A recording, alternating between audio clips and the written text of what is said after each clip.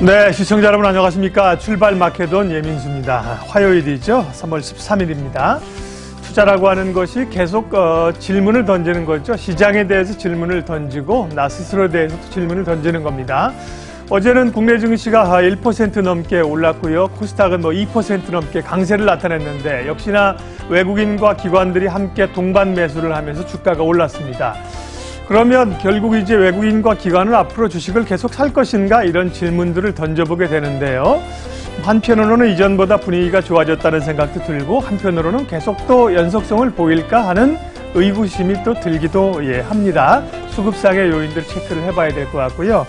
미증시는 또 무역전쟁 우려 속에 다시 혼조세를 나타냈는데 역시 또 다른 질문. 그러면 소위 트럼프발 무역전쟁은 계속되는 것이냐 아니면 최근의 흐름들을 보면 좀 누그러지는 것 같은데 그냥 끝나는 것이냐 이런 질문들도 역시나 그냥 끝날 것 같지도 않고 그렇다고 시장의 발목을 강하게 연속적으로 잡을는지도 또 의문이고 질문을 던지고 답을 곧바로 찾는 건 아니지만 계속되는 질문들 오늘도 출연자들 오시면 답을 찾아보도록 하겠습니다. 어제 미증시는 다우는 0.6% 밀렸고요. 그런 가운데 나스닥은 다시 0.3% 오르면서 사상 최고치 행진을 기록했습니다. 우리 야간 선물은 0.1% 정도 오르면서 강보합권에 끝났네요. 화요일장은 또 어디로 흘러갈지 주요 변수들 지금부터 체크하겠습니다.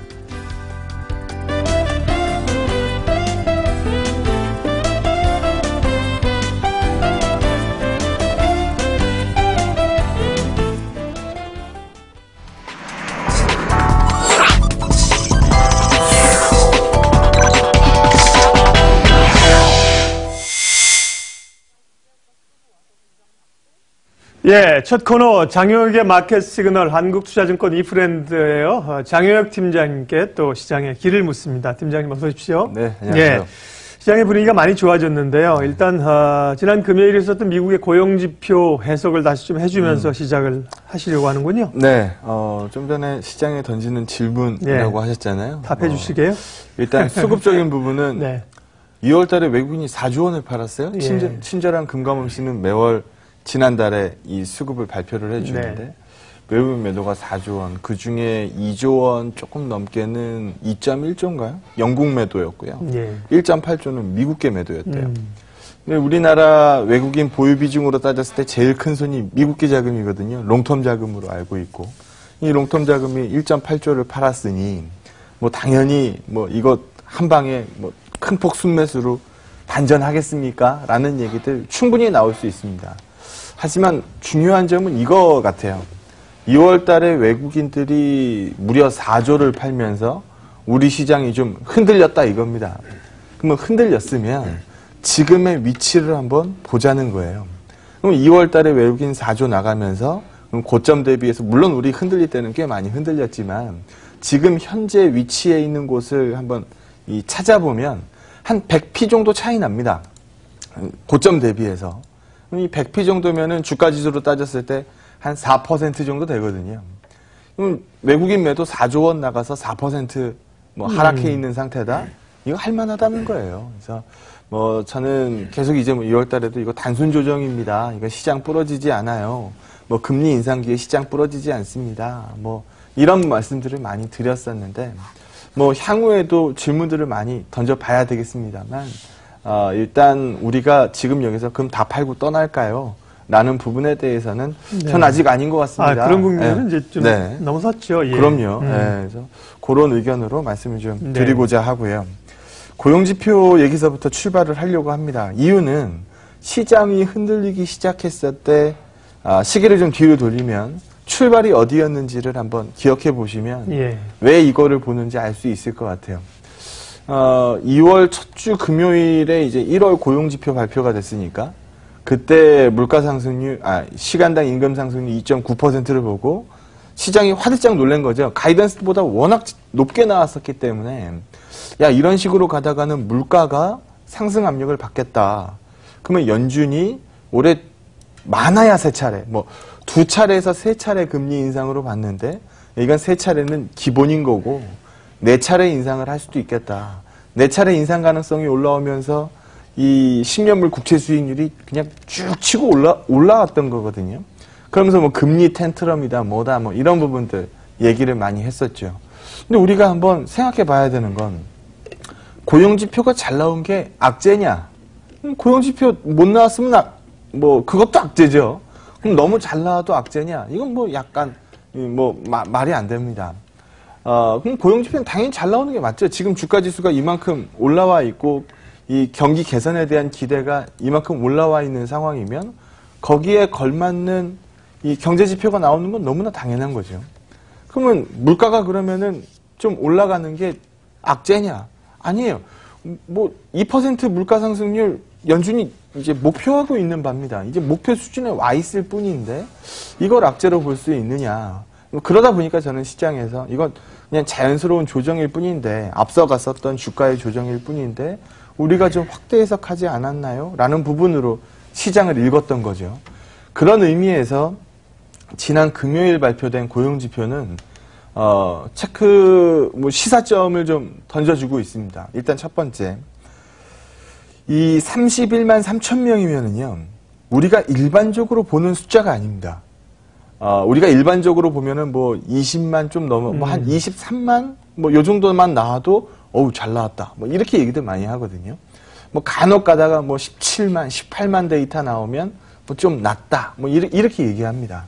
31만 단은 우리가 일반적으로 보는 데이터가 아니에요. 그럼 고용이 이만큼 이 비농업 취업자 수 쪽에서 이만큼 잡혔으면 이건 지금 취업 시장이 굉장히 호황이라는 얘기입니다.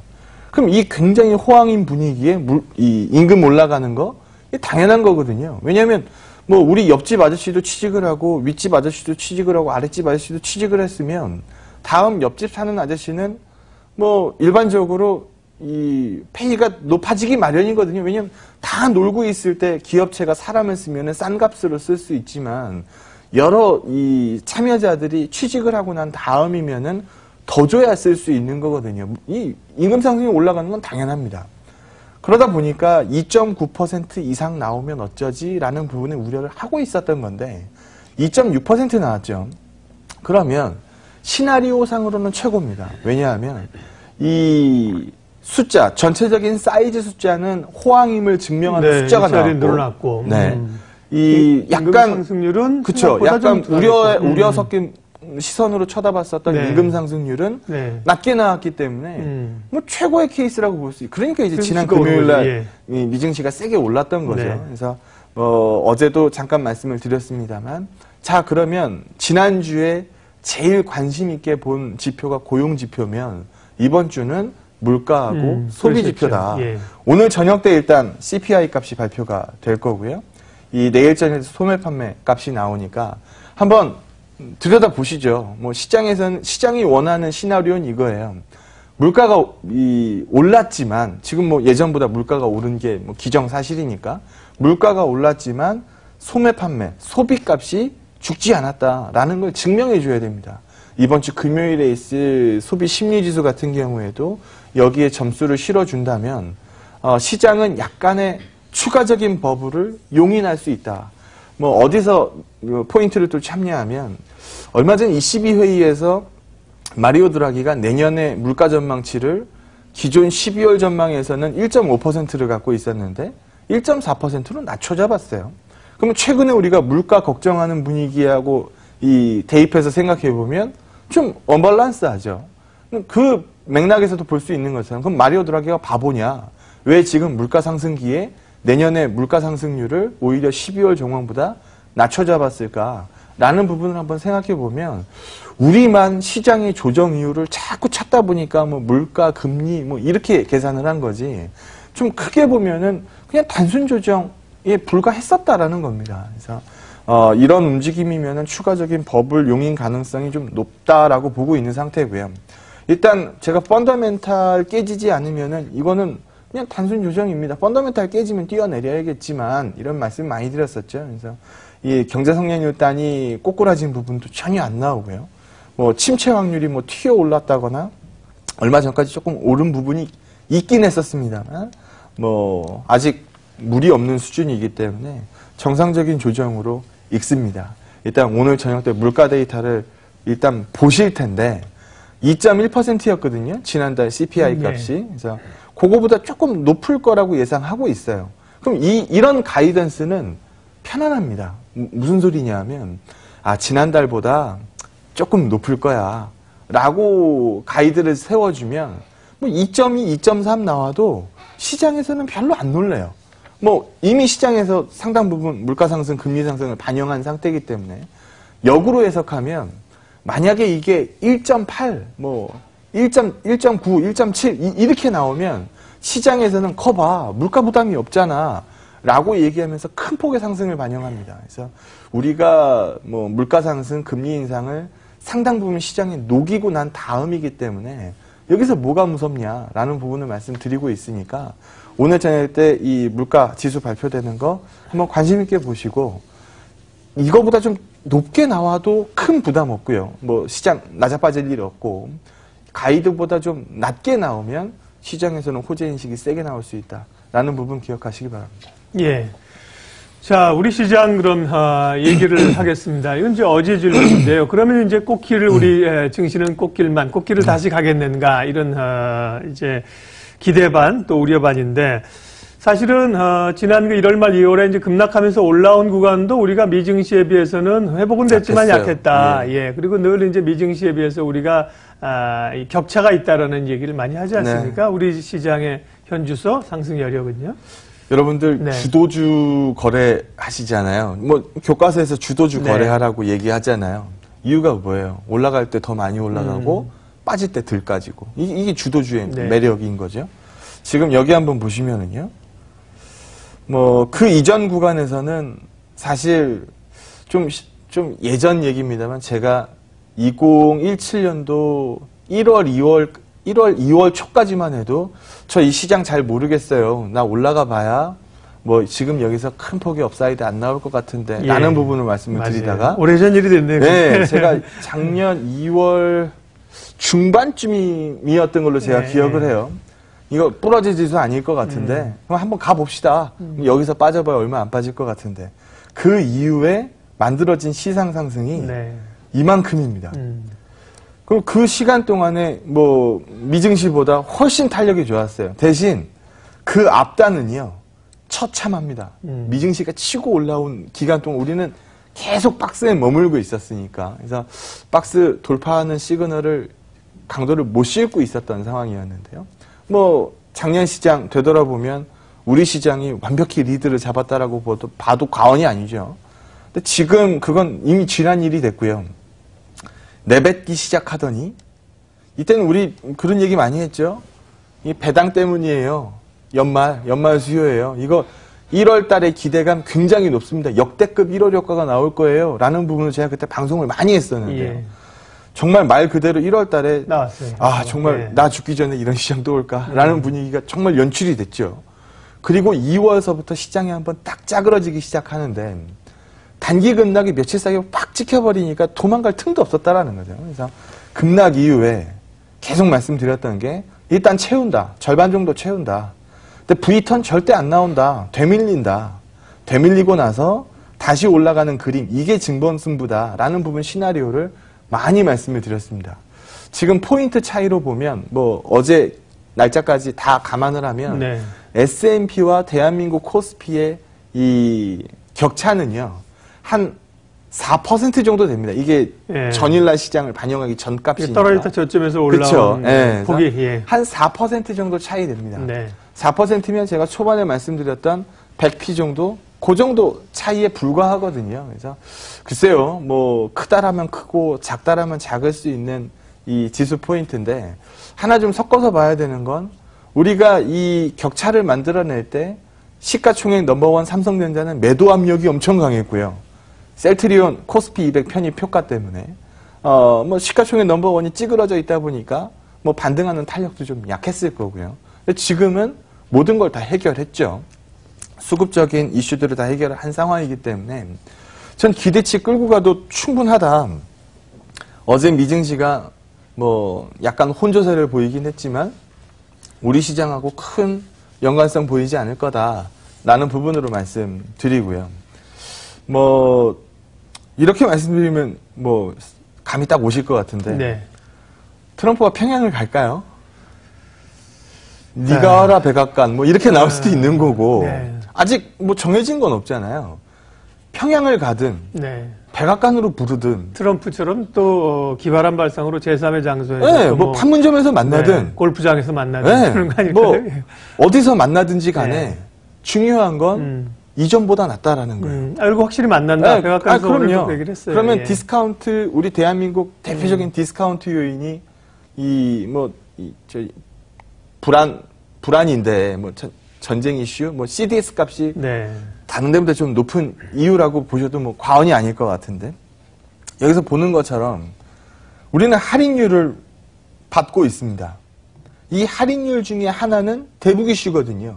이 대북 이슈가 뭐 평양이 됐건 워싱턴이 됐건 뭐 판문점이 됐건 뭐 어쨌든 만나면 떨어지긴 떨어집니다.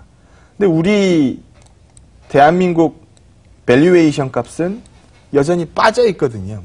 글로벌 이머징 값은 올라가 있고요. 격차가 굉장히 크다라는 거죠. 그래서 돌려도 돼요 라는 부분을 얘기할 수 있는 시점이고 역대급 괴리인 것 같아요. 이 정도 폭이면. 그래서 추가적으로 이머징 시장 더 좋고 대한민국 시장 더 낮아 빠진다. 이렇게 보기에는 좀 무리가 있는 레벨이라고 보고 있고요. 뭐 이 그림에서도 보는 것처럼 CDS 값, 크레딧 디폴트 스왑 값이니까 위험하면 올라가는 거고 안정되면 떨어지는 거거든요. 그래서 안정되는 모습을 보여주고 있으면 뭐 기대할 만한 구석이 남아있지 않습니까? 워싱턴이면 어떻고 평양이면 어때요? 라는 부분으로 말씀드리고요. 이게 나오면은 일단 사드 관련 업종 쪽으로는 우려가 좀 줄죠. 그리고 지금 중국 같은 경우에는 약간 미국과 대립각이 서 있는 상황이기 때문에 우리 대한민국하고 웬만하면 싸우면 안 돼요. 지금 여기서 대한민국이랑까지 싸우면 중국은 정말 외로워집니다. 그래서 어제 정의용 실장이 시진핑 만났는데 뭐 분위기 좋대요.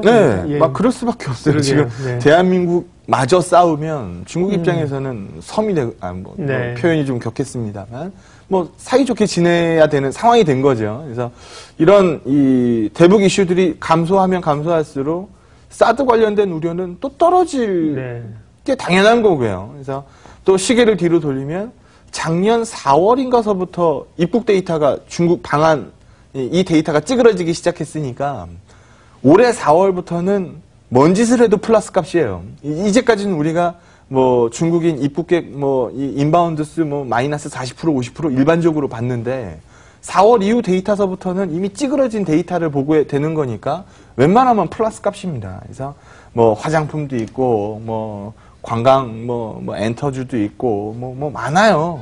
이런 부분들도 뭐 시장에서 뭐 일부 쳐다볼 수 있는 아이디어가 될 수 있을 것 같아서 시장의 ADR 값 개선 요인으로서 작용을 할 거라는 거죠. 그래서 이 부분도 뭐 추가적인 반등을 얘기할 수 있는 대목이 된다라고. 잠깐만요. 그 앞에 하면 한 번만 대목이라도 앞에 좀 섹터를 보고 화장품, 그 다음에 관광, 엔터, 게임도, 파노 내줘야 되잖아요. 그렇죠. 지금 현재 파노 취득한 게임이 10%가 안 돼요. 파노 안 내주고 꽉 쥐고 있잖아요. 이거 기다리는 업종들이 굉장히 많죠. 그래서 뭐 자동차 대표적으로 뭐 현대차 될 거고요. 뭐 사실 이것 때문에 안 팔렸다라고 못 박을 수는 없습니다만 뭐 전기차 배터리는 자꾸 인증 안 해주잖아요. 지금 우리가 반쯤 포기했거든요. 뭐 이런 부분들 뭐 많죠. 뭐 유통 대표적인 게 뭐 롯데가 있을 거고 아예 철수해 버리잖아요. 뭐 음식료도 뭐 여러 가지로 제한 많이 걸었었죠. 이런 부분들이 뭐 돌아가면서 순환매를 만들어주면 이것도 플러스 요인일 거고 무엇보다 넘버원가 삼성전자가 다른 뺑 주식들 튄 가격에 비해서 굉장히 약하죠. 이제 속도를 좀 내기 시작한 거고 뭐 여전히 어제도 나스닥만 최고치를 갱신을 했으니까 뭐 삼성전자 호조 보이는 시장 분위기하고 찌그러지지 않을 거다. 그리고 최근에 말씀 많이 드리는 게 1분기 실적 뭐 어느 정도 시장에서 대충 가이드 다 섰잖아요. 그러면 삼성전자 기준으로 보면 4월 초면은 잠정 실적 발표하거든요. 그 다음서부터는 다 2분기 실적만 봅니다. 그래서 2분기 실적의 증익을 얘기하는 분위기가 있고 시장 하락 때문에 멀티값이 빠져 있는 상황이기 때문에 뭐 저는 여전히 급락 이후에 되돌림 이후 되밀림 이후에 반등 이게 진짜라고 말씀을 드렸으니까 진짜의 길을 가고 있다. 뭐 여전히 강세 마인드를 내려놓을 시점은 아니다. 종목들이 이 주가가 워낙 급락했다가 올라오면서 몇몇 개는 지금 닫혀 있지만 좋은 종목을 들고 있다면 버텨야 되는 시점이다 라는 부분으로 말씀드리도록 하겠습니다. 예, 오늘도 긍정적 시장 흐름 장영혁 팀장님 다시 한번 확인해 주셨고요. 전략 마무리하겠습니다. 여기서 만에 하나 그럼 네가 보는 최악의 스토리는 뭐냐 네. 라는 부분을 질문을 하시면 저는 이 그림을 말씀을 드릴 거예요. 중국도 예전만큼 만만한 애는 아니에요. G2입니다. G2. 미국이랑 뭐 맞짱 뜰 수 있는 친구가 중국이에요. 이런 중국이 지금 15일 뒤서 행정서명 15일 뒤서부터 효력이 발생되니까 뭐 실제로 이 단계에서 정말 이 보호무역 가능성이 급증을 하고 중국이 소위 열뻗쳐서 니네 농산물 뭐 항공기 뭐 이런 부분들의 보복 관세를 대폭으로 때려서 지금 뭐 유로존에다 얘기하는 건 니네 벤츠랑 BMW에다 관세 때릴 거야 뭐 이런 부분 으르렁 거리고 있거든요. 실제로 이런 부분들이 다 현실화돼서 최악으로 흘러간다라는 가이드가 형성될 때 이때는 시장이 경제성장률 전망치를 낮추게 될 때니까 이때는 펀더멘탈 이상이 정말 생깁니다. 그래서 그 케이스를 가장 경계하고 있는 거고 이런 케이스 가능성이 전 크지 않다라고 보고 있기 때문에 아직 강세로는 말씀드리는 거고요. 만약에 이런 분위기들이 스물스물 올라오기 시작한다면 그때는 시장에 대한 뷰를 좀 바꿀 수 있으니까 한번 관심 있게 이쪽 데이터들을 계속 추적하시기 바랍니다. 아직은 그렇다는 건 아니고요. 긍정적으로 열어놓고 뭐 그런 쪽으로 이제 좀 그럴 가능성을 작게 보고 있어요. 간다면 작지만 그때는 이제 다시 판단하자는 말씀입니다. 그쵸. 장영혁의 마켓 시그널 한국투자증권 이프랜드예요. 장영혁 팀장님 여기까지 하겠습니다. 고맙습니다. 네, 고맙습니다.